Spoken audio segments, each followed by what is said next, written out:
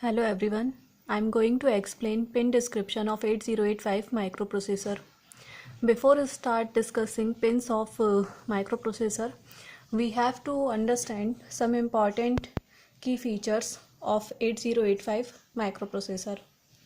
First, it has a von Neumann architecture. So I am writing here von Neumann architecture. Second, it is a 8-bit microprocessor and it has a addressing capacity of 64 kbps.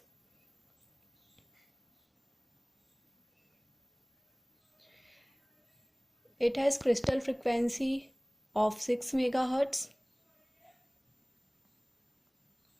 and clock frequency 3.07 MHz.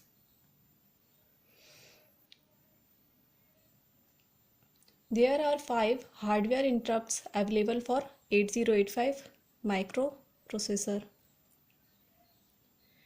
So these are the key features of 8085 microprocessor.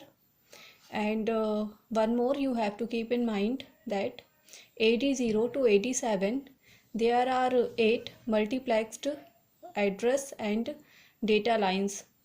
But disadvantage of multiplexing is that speed will be reduced. So let's start with discussing pins of microprocessor.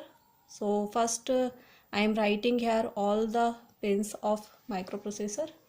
So pin number 1 and 2, the X1 and X2, pin number 3, reset out,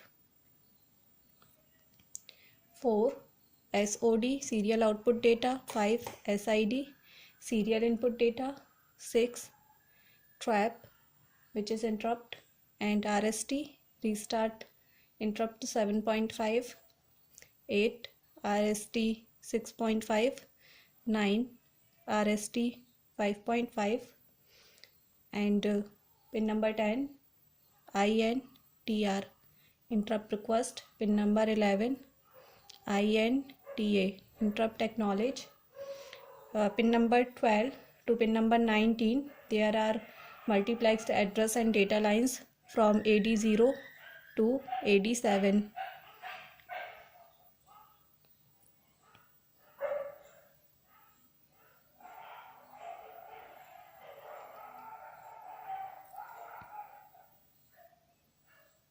And pin number 20, VSS, pin number 40, VCC, and pin number 39, hold, pin number 38, hold acknowledge, HLDA, and pin number 37, clock out,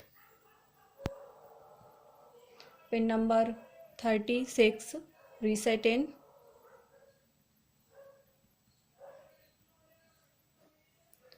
pin number 35, ready,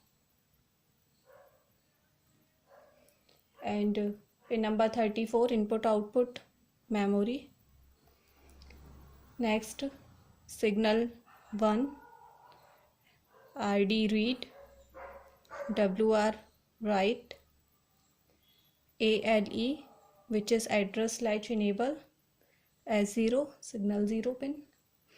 From 21 to 28 there are 8 address lines from A8 to A15.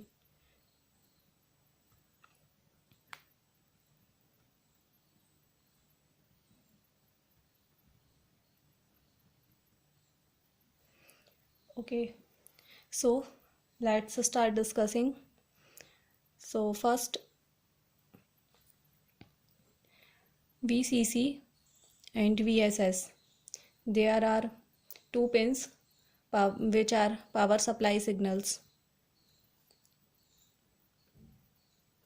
Here you can see on pin diagram VSS and VCC, these 2 are power supply signals. Second, X1, X2 and clock out, these are clock signals. Okay, so VCC and VSS, these two are output pins. So I am writing here output pins. X1 and X2, these two are input pins, and these two are crystal pins. Crystal or RC network connection to set the internal clock generator. And next, clock out. So clock output for use as a system clock when a crystal or RC network is used as an input to the CPU. Okay, so clock out is an output signal. These are input signal and these are output signal. Okay, next, reset in and reset out.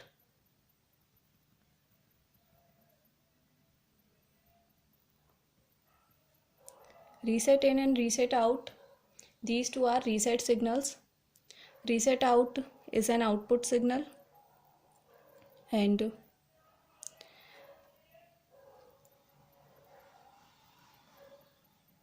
reset in is an input signal. Here you can see bar on it, that means it is an active low signal. Reset in, reset sets the program counter to 0 and resets the interrupt enable and hold acknowledge flip-flops. The CPU is held in the reset condition as long as reset is applied. And reset out indicates CPU is being reset. It can be used as a system reset. Next, interrupt signals.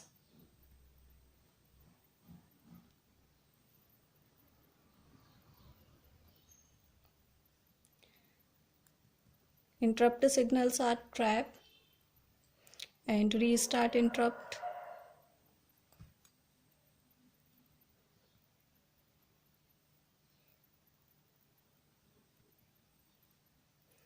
RST 7.5, 6.5 and 5.5.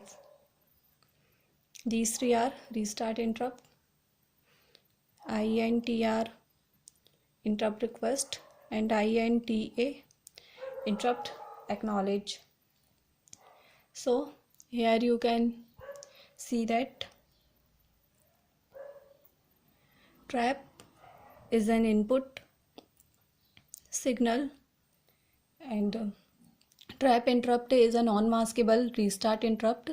It is recognized at the same time as interrupt request. It is unaffected by any mask or interrupt enable. It has the highest priority of any interrupt. So you have to keep in mind that it has highest priority of any interrupt. There are three restart interrupts: 7.5, 6.5 and 5.5. In these three, 7.5 has highest priority and 5.5 has lowest priority. These interrupts have a higher priority than the interrupt request. And next, interrupt request is an input signal. Interrupt request is used as a general purpose interrupt. It is sampled only during the next to the last clock of the instruction. The interrupt request is enabled and disabled by software. It is disabled by reset and immediately after an interrupt is accepted. And next, interrupt acknowledge. It is an output signal, and interrupt acknowledge is used after an interrupt request is accepted. Okay. Next, address and data buses. There are 8 multiplex address and data buses, you can see here, and 8 address buses, A8 to A15. So next, status signals and control signals.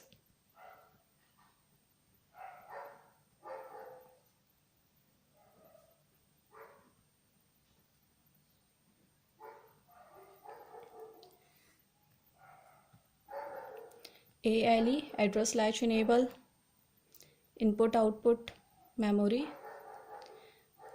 status signal S1 and S0, read, write, and ready. These are status signals and control signals. Here you can see that ALE, address latch enable. It is an output signal. Whenever the value of address latch enable is 1, that means address transfer to bus. Whenever the value of address latch enable is 0, that means data transfer to bus. Next, input output memory. Input output memory is an output signal. Input output memory indicates whether the read or write is to memory or input output tri-stated during hold and halt moves. Next, status signals S1 and S0. These are data bus status. Here you have to keep in mind table of status signals. So data bus status S1 and S0. There are 4 possible status.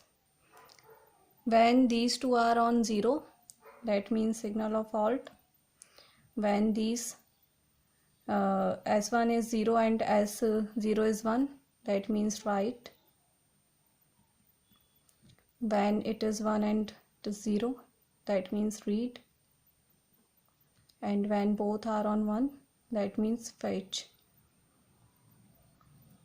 So you have to keep in mind this table for data bus status. Next,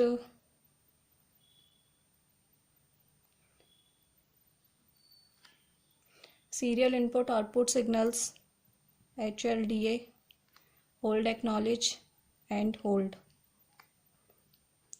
These are serial input and output signals. Here you can see that hold, it is an input signal. Hold indicates that another master is requesting the use of the address and data bus.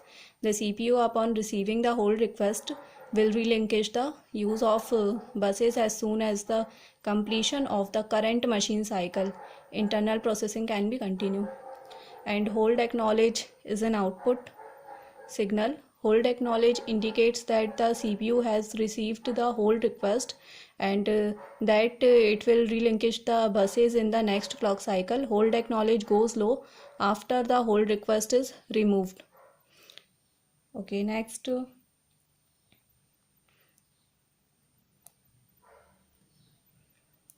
DMA request signals.